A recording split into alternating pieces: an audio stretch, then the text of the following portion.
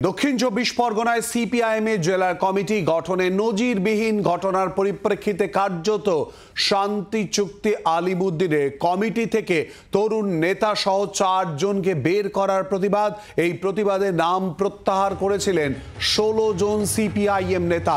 সুজন চক্রবর্তীর স্ত্রী মিলি চক্রবর্তী সহ 16 জনের নাম প্রত্যাহার। দুই গোষ্ঠীর মধ্যে নজিরবিহীনভাবে শান্তি চুক্তি করালো আলিমুদ্দিন। 16 জন রাজ্য কমিটির সদস্যকে নিয়েই চালাতে হবে জেলার কাজ। জানবো আরো বিস্তারিতভাবে, সঙ্গে রয়েছে আমাদের প্রতিনিধি মৌমিতা চক্রবর্তী। মৌমিতা, কি জানতে পারছো এর প্রসঙ্গে?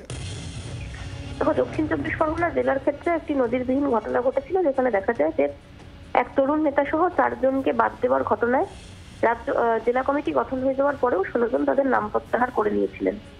যে নজির সিপিআইএম এর ক্ষেত্রে নেই। বিবদমান দুই গোষ্ঠী, রতন বাগচির গোষ্ঠী, যিনি জেলা সম্পাদক, এবং রাহুল বোস, এই দুই গোষ্ঠীর মধ্যে কার্যত আজ শান্তি চুক্তি করানো হয়েছে।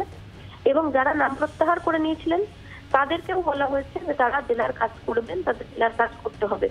সেখানে সুজন চক্রবর্তীর স্ত্রী মিহি চক্রবর্তী সহ কান্তি গাঙ্গুলির ছেলে শ্যাম্য গাঙ্গুলির মতো নামও উল্লেখযোগ্য।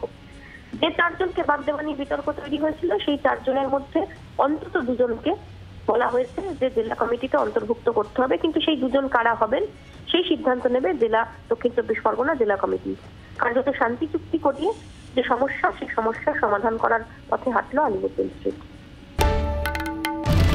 বাংলার আওয়াজ, বাঙালির আবেগ, জি 24 ঘন্টা।